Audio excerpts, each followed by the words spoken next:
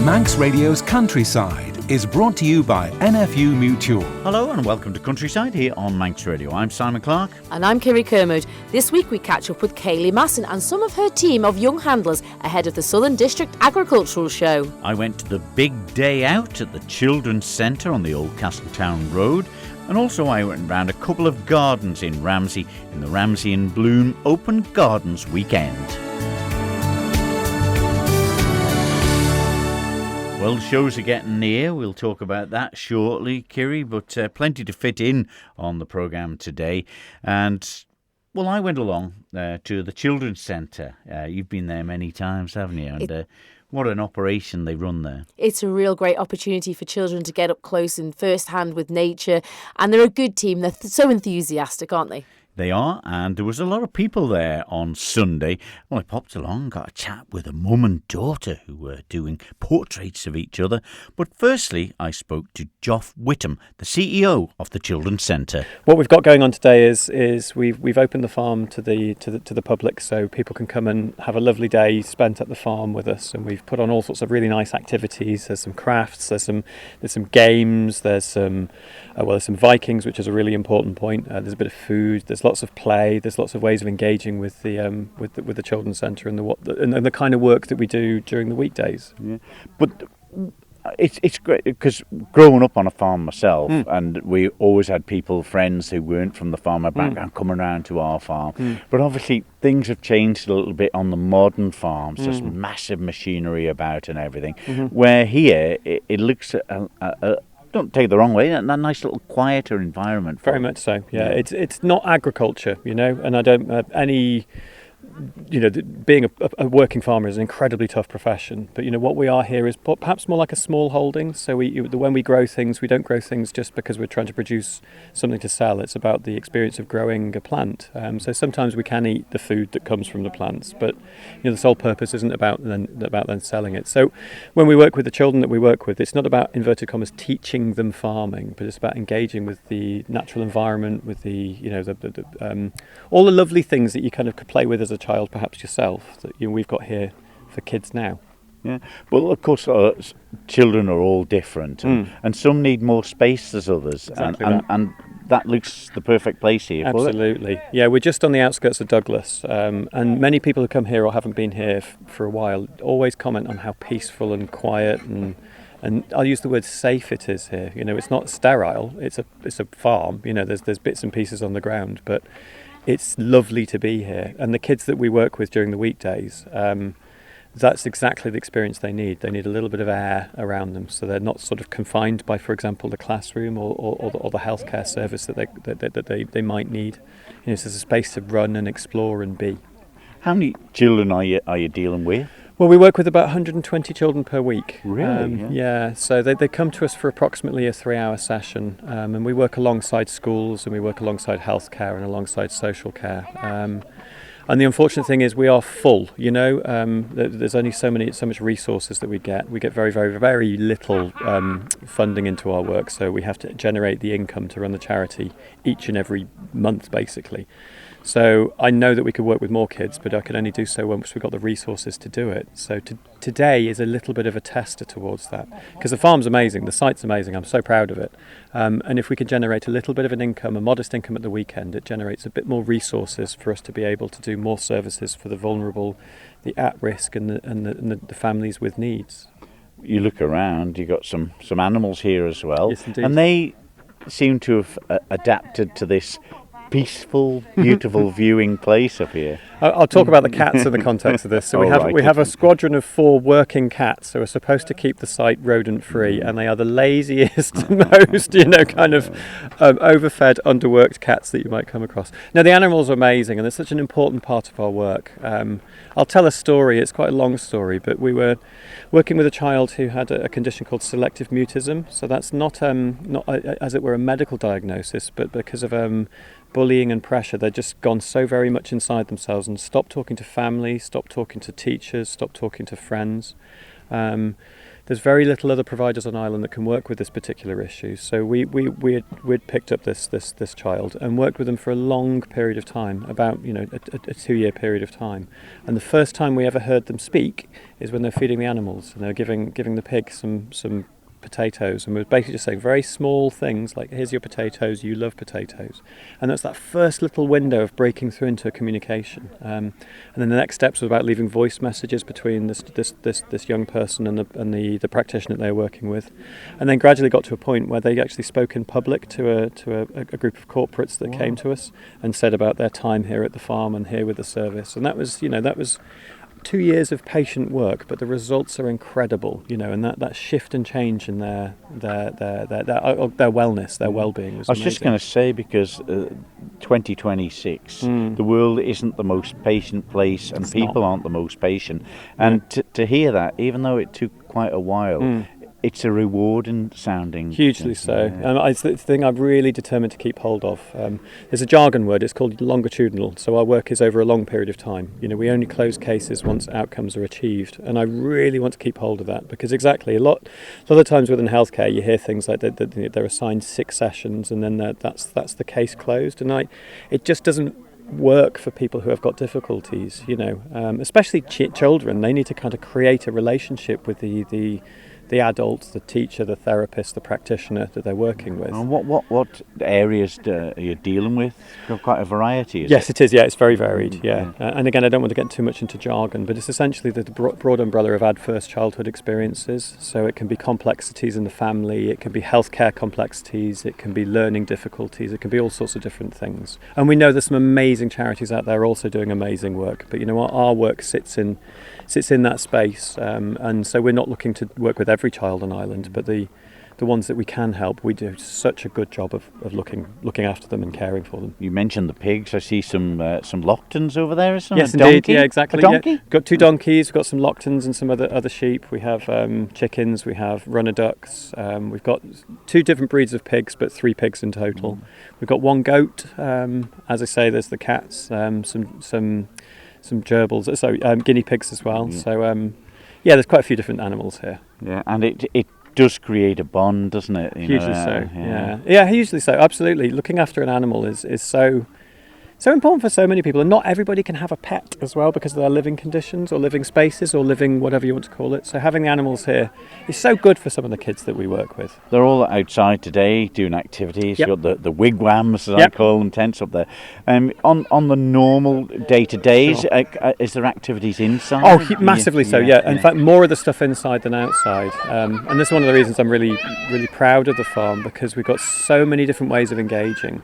We try to make it a space that no matter your interest, you'll have something here. So there's cooking, there's musical instruments, there's technology, there's horticulture in the polytunnels, there's games and play spaces, there's a pottery, there's an art room, there's almost anything that you can kind of think of that would grab hold of a child's attention. So just an interesting thing on my behalf. I mean, how do the kids, how do they end up spending time with yourselves? Oh, for sure. Yeah, it's a good question. So we have an open referral process where families can contact us, and we would meet them and find out whether or not we are the right charity to help support. And we also have partnerships and working relationships with schools, and also healthcare providers as well. So, we're always looking to make sure the charity is sustainable. That's a very important part of my job as the CEO, is to make sure the charity is sustainable. So, we're building really strong relationships with parts of Manx Care.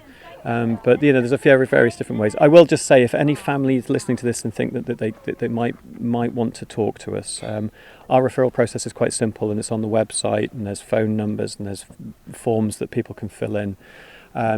And indeed, if you're a professional working with a school or one of the health services or social services, again, call us and talk about the issue that the people you're helping, and where maybe we can be part of their journey as well. So we have basically simple phone number. It's quite an easy phone number, and that's 800000, and that's manned between 9 to 5 Monday to Friday, or our website, which is www.thechildrenscentre.org. kirree.org.im, and hopefully you can navigate your way around that and find contact and email and things like that. So what's going on here? What's your name? My name's Nicole. Okay, so what's happening? It's a photo booth, so I am going to draw my daughter's face through the photo booth. All right, now, before, a few minutes ago, you were sitting on the other side of this. I was, yeah, and now I've got a photo of myself that she's drawn for me.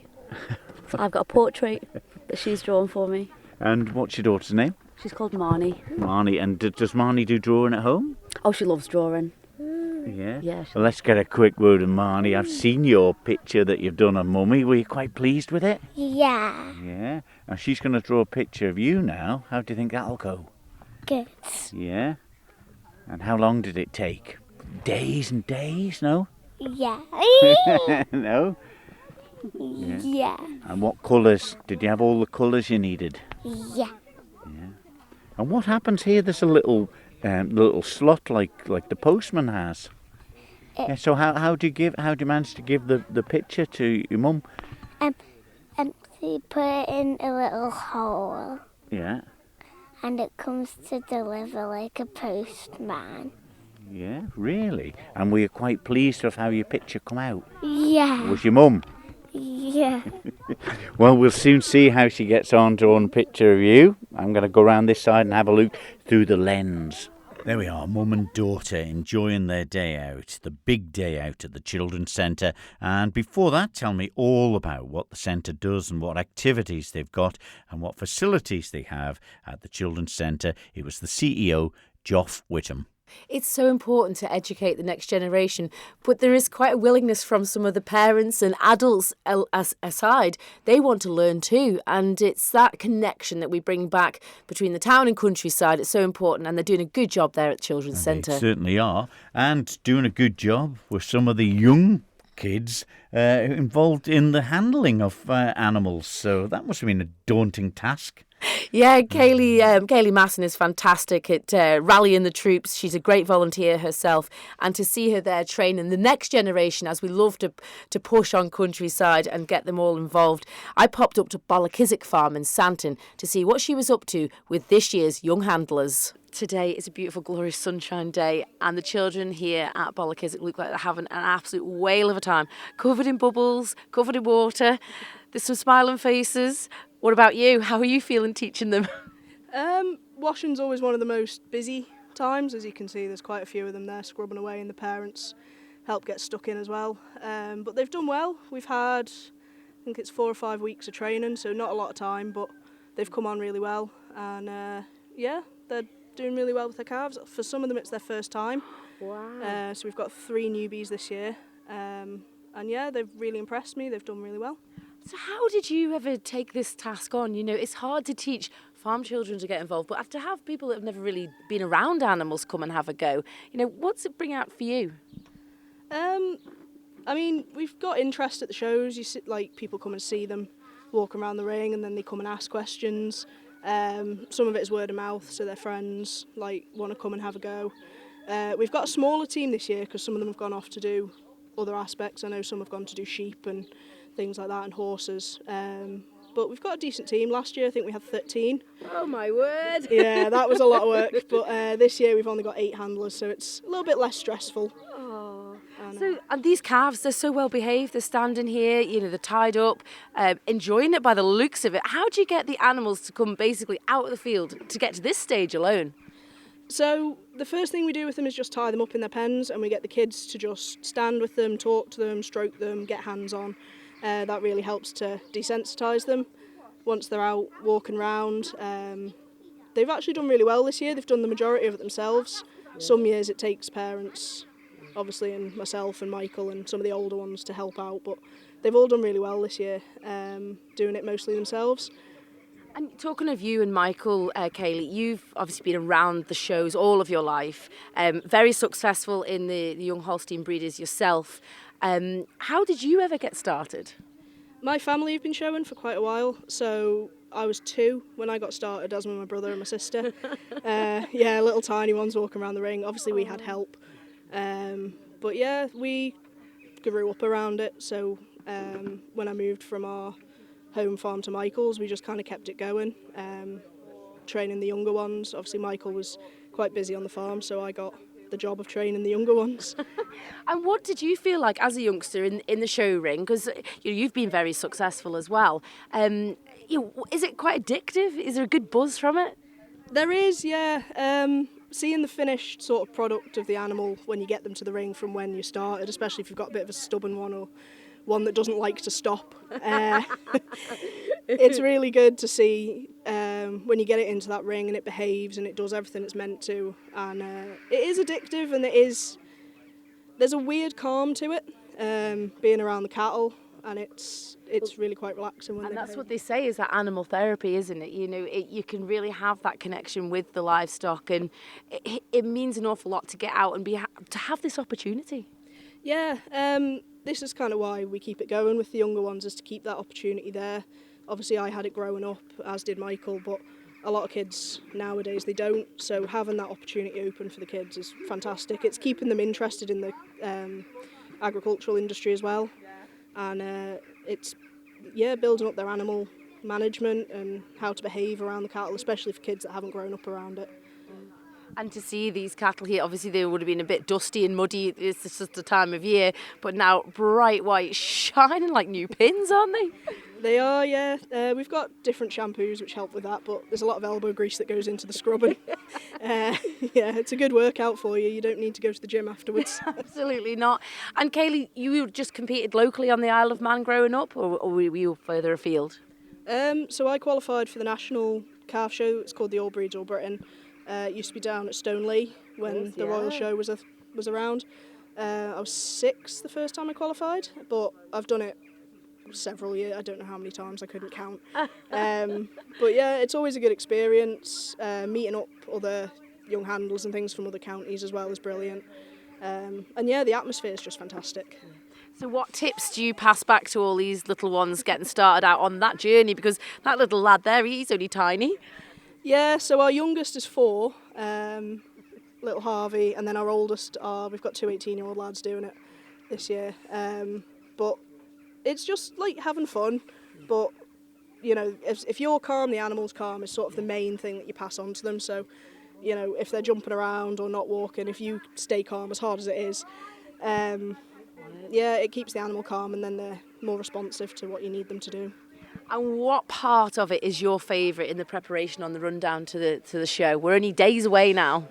There's a lot of preparation that goes into it, so they have to be washed and clipped, and there's a thing called top lining where you straighten out the back, but Michael does that bit. And that's all done with the hair, I'm assuming, and lots of hairspray, maybe? Oh yes, a lot of hairspray goes into it. Extra stronghold hairspray is always a favourite. But yeah, there's something really therapeutic about the clipping and things of it. Just seeing the difference in the calves afterwards, going from quite hairy and thing to seeing them show ready, is really rewarding. And do you have to do much with a diet for a young animal like this? Because they're bonny, aren't they? So do you have to have them in show condition, or is that a bit different for young handlers? So the handlers don't deal with that side of it so much, because obviously the animals are on the farm, so that's down to Michael. But they are kept separate from the rest of the stock, and they're fed certain things that maybe the rest of them aren't. A little bit extra feed here, or extra hay and things. The omega oil to get them so shiny. I don't know, to be honest, what he does with them. It could well be, but yeah, he does well with them, and we have a lot to thank Michael for, with letting us use his stock, and obviously Ashley and Sandra as well, and Neil. And do you compete still now, Kaylee? I don't. So the maximum age for young handlers is 26. Okay. I will sometimes take something in the ring if it needs it, but I tend to leave it to the younger ones now. So now you're a coach. Yes. Yes, and you stand at the sides and kind of hope that they remember what you've told them. And what is the most rewarding part after it's all done for the day and you're turning the cattle back out into the field? Just seeing the kids do well in their classes, deal with if they jump, because obviously it's a busy environment at the shows, it's loud, there's new sounds, new smells. But just seeing the kids and the smiles and everything when they come out of the ring is I remember last year seeing a little boy and he'd got reserve champion, and I could probably hear him before I could see him coming with this rosette. He'd never been so proud, and that there, even for me as an old handler now, it was just nice because I can remember that feeling I got in the show ring when you got whatever colour rosette, whether it even be 5th, 6th, 10th, whatever it was. It was just so nice, and it would push you on, wouldn't it, for the next time?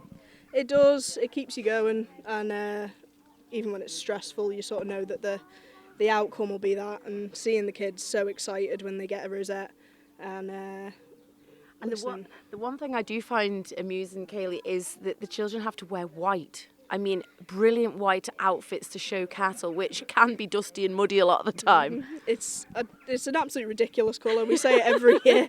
We don't know why they wear white, so it's literally a case of prep the calf to go into the ring and then change the child with 2 minutes to go to keep them as clean as we can, and they don't touch anything until they walk in the ring. Oh, and it's that, isn't it? It's the discipline, the responsibility, the encouragement that comes hand in hand with livestock keeping and showing.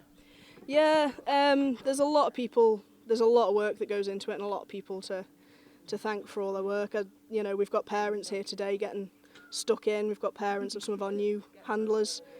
Absolutely no problem, just getting in there, scrubbing feet, scrubbing bellies. It's quite daunting, isn't it? It is, yeah. Their feet move quite quickly. They do, you've got to watch, definitely builds your reaction time up. But no, it's a community, and it's a family, and everybody gets on, and seeing the kids all get on is really good as well. We don't have any sort of gripes or anything. They all back each other and they all help out, and it's just lovely. And yeah, even through the stress, there's moments to laugh at, and moments, yeah. to walk away, yeah.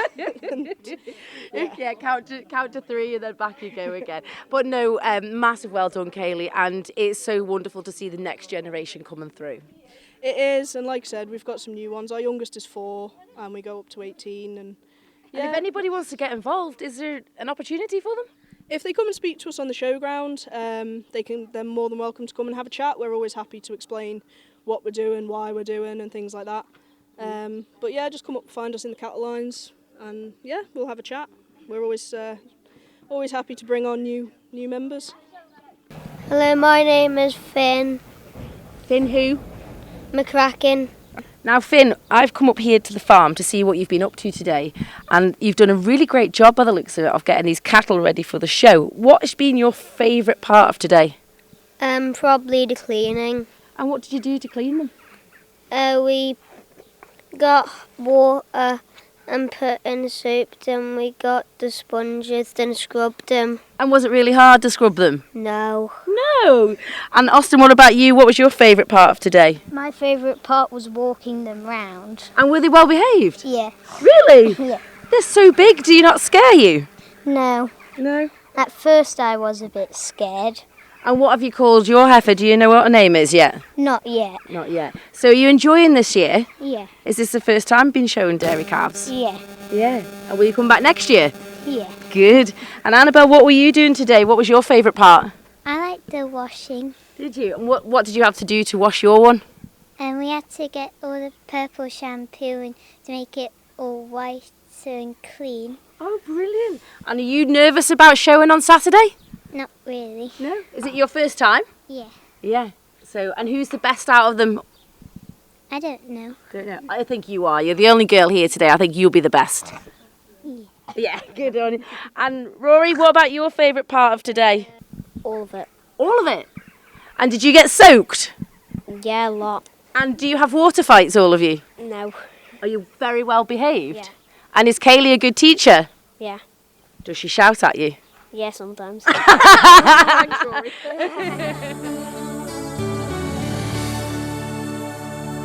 There we go. That was Annabelle and Austin, Finlow and Rory, and before that, Kaylee Masson, the coach. Yeah, well, Kaylee's done a fair share of it. There's no better teacher, I wouldn't have said, than Kaylee Masson for that sort of job, isn't it? Oh, for sure. Competing at national level herself and just wanting to give a bit back. The children, they're so excited to get in the show ring, and Rory's parting shot there, winning is what he's looking forward to on Saturday. We just wish them all the best, and I hope the nerves and the confidence shine through. Indeed. You're listening to Countryside here on Manx Radio with Kirree Kermode and myself, Simon Clark. Well, it was a big weekend for people around the north of the Isle of Man in Ramsey. And as part of Ramsey in Bloom, there was an open gardens weekend, and I popped along to a couple of the gardens to have a look around and see what the public could see and the beauty and colour and the ornaments that were all available and the differences between the two gardens. Firstly, I popped along and spoke to Ali and Tony. So we're at garden number 22, Lazaire Park area. Ali and Tony, has it been a busy old 2 days? Yes, and today really busy. It's been lovely. Yeah, well, sun's shining today and brings all the flowers out, I suppose. And you've got a brilliant array and sort of, don't get this the wrong way, crammed together, but there's so much colour and diversity in here. It's quite a small space, and I'm not really a digger or a forker, if that comes over all right on the radio. So there's no soil, there's no weeds, I don't need to do any heavy work, and if I do, I've got my own Mr. Muscle here who'll get the hedge trimmer out and clear things in moments where it takes me days to pootle about and do them. Is this a garden that you've sort of settled on for a few years now with the different plants that's in it, or you're always looking to change it? We've been here nearly 18 years, and when we first came the house had been emptied for about a year, so the area we are now, which is half decking, half stone and a lot of plants in a little pond, that was decking all the way to the fence, and the bottom bit was really rough grass all the way to the fence.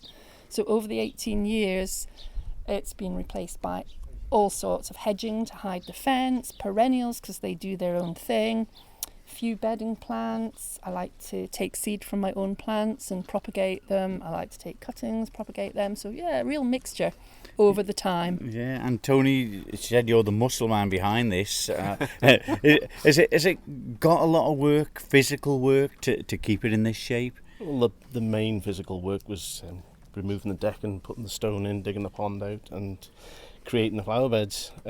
So yeah, there's physical work. So anything heavy work wise, I just muck in and get it done with hedge trimmers, loppers, whatever. But like you say, there's so much here. You can keep busy virtually all year round with it. Yeah. And the thing about it to me, you've got the lounges here and the table outside. I mean, you haven't done this garden for this specific event, no. Like this. You've done it so that you can enjoy sitting in on your own time, This is isn't our it? outdoor living space, yeah. The whole idea is when you sit down in the garden here, when the sun is round from midday right the way through till sunset, you can sit here, and when you sit down, all of the shrubbery just blocks out all of the other housing around and about, and you're just sitting in your own green space, and it's proper relaxing. Yeah, it must be satisfying as well, Ali. Yes, very much so. Yeah. I mean, you said you've probably had 150 or so visitors over these last 2 days. I mean, what sort of comments do they come out with? Because obviously they've been to all different types of garden that are on display in Ramsey in Bloom. A lot of them sort of say it's magical and it kind of gives you a lovely hug, because there's quite a lot of height to individual plants or to the shrubs that I've put round the fence. I mean, the fence is 7 foot tall, but the shrubs are going above that, and it just kind of wraps itself around you. Yeah, Yes. and that's the sort of feedback you've got. Yes, yeah, and lots of colour, because I do love colour. Lots of clashing colours in nature. Yeah, good feedback. Great feedback. Was it a brave decision to make to open it to the public?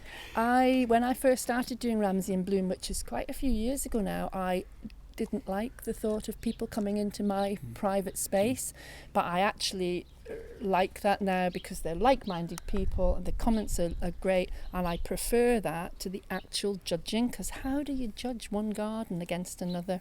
So yeah, I welcome people in, and if they have a little snippet of this, or if I break them a seed pod off from something else, then all well and good, because they're going and enhancing their own gardens with it. Well, it seems to be another success this year, and nothing but praise for the people that have been round to see these gardens, and such contrast, which I think is really the idea of it. Yeah, and I do like, as you know, I've made elderflower cordial from the black lace elder, and I've made biscuits with lavender and lemon balm and parmesan cheese and rosemary, and just to give people a little taste of what you can pick from the garden.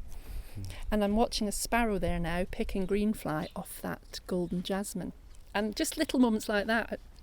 And now he's gone down to the pond for a drink of water. It's just little moments like that's fabulous. We've had a whole family of blue tits in one of the nest boxes this year, and we just love it, don't we? Yeah. We love it. So we found ourselves out at Reesmore Close here now, and I'm talking to Margaret Sharp. And Margaret, are you one of the oldest gardeners in this? 90. 90? Wow. Yeah. And who does all this garden? Yourself? Yeah. Yeah. That's pretty incredible. I'm very lucky. Very, very lucky, yeah. Has it always been a similar sort of design over the years? I did the design. Yeah? I did it, yeah. Mostly with a hose pipe and put it where it fell round the garden. Instead, I didn't want straight edges, so I put it round and then I cut the lawn to suit it. Yeah. And then added the beds to the side. Yeah. And how long have you been in this property? Well, we gave up the business, so I should think 30 years, I think. Really, yeah. I think so. And it's always been a similar... I mean, you've got so much variety of plants, trees, bushes, ornaments, which all make a garden special, don't they? It's all right having millions of flowers, but you've got everything in here. A little bit of this. Well, I've been always one because my father was a gardener, my 2 daughters are gardeners, my sister's a gardener. So it's, so I just, if someone said, would you like this? I take it, thank you very much, and pop it in. Really? So that's how I've got it. But even when you look at the old wheelbarrow that's out the front there, that's got some paint and designs on it. Who's done that one? Me. As well? Yeah, I do. Yes, like I paint all the wood. Every year I paint all the fencing and everything. Wow. Yeah, I'm very lucky. And what's your favourite bit of doing it? I mean, it's quite... keeps you fit, obviously, if you're 90. Yeah, I've had both knees done, so now I can really go to town now again. So that's just it is a hobby and I love it, and it's relaxation to me, see. It isn't hard work. No, it's just... And what about the people, I mean, coming round here, the members of the general public, you know, I don't mind. looking so... But I mean, they've been to so many that's open to the public, and the beautiful thing is, most of them are all different. They've got their little quirks, haven't they? That's right, yes, and that's gardeners. We're all different. We all have different styles, and whatever we think, oh, that looked nice, and I mean that's where your money goes. Yeah, right. But I enjoy it, and I think it's just in the blood. Yeah, and it must be rewarding for members of the public coming around. Yes, going, and I nice. get some lovely comments, and they say how remarkable it is for me to be doing it. I'm so grateful. I have a lot to say thank God for, and that's the main thing. It's just a gift, isn't it? Well, there we are, 90-year-old Margaret Sharp showing her garden off to the general public, and still as enthusiastic as ever, Kirree. And before that, Ali and Tony showing their garden as well. It's unbelievable. The idea, you've got a purpose to get up in the morning, something to be very proud of. You're looking after a living, breathing garden like that. And with the sunshine at the moment, it must be just absolutely striking. Yeah, and Margaret's saying she's up at 4 a.m. at the moment doing the garden, so that's brilliant. Ahead isn't of it? the heat, 90 I years bet. of age. Fabulous. Yeah. It is, and it was just great. The colours and the interesting little artefacts that make each garden unique from each other, which was so special. So well done to everyone in the Ramsey and Bloom and the Open Garden Weekend for being brave enough to allow the public in. Hopefully not to trample too many flowers on the day. But that's nearly it for this week's Countryside, Kirree. But big weekend coming up, the start of the shows, the agricultural shows, the Southern Show this Saturday and Sunday. It is indeed. The tents are up, the pitches are all marked out, and the weather is due to break a little bit, but it won't put us off. We'll be all getting really excited to attend both the Southern Show and the Royal Manx. Yeah, and the weather. I mean, everyone every farmer on the Isle of Man's got a pair of wellies, haven't they? So it's not going to bother them. They have to be out in it day in, day out regardless. Well, this is it. And for the cattle and sheep to be shown and the horses, it needs to be a little bit overcast. It's more favourable for them. But I think the island might be happy with a little bit of rain. It's so scorched around and about. So, yeah, really exciting. Yeah, we'll bring you coverage from the show fields on the day on next week's programme as well. And, of course, the Royal Show in 2 weeks' time as well. If you missed any of the Countryside programmes, go to manxradio.com. You can download the podcasts. They're all free, and you can go back and listen to any of the previous Countryside episodes, and a lot of the time in longer versions as well, where the longer versions of the interviews are still on the podcast. But until next week, from me, Simon Clark. And me, Kirree Kermode. We'll see you then. Bye-bye. Bye-bye.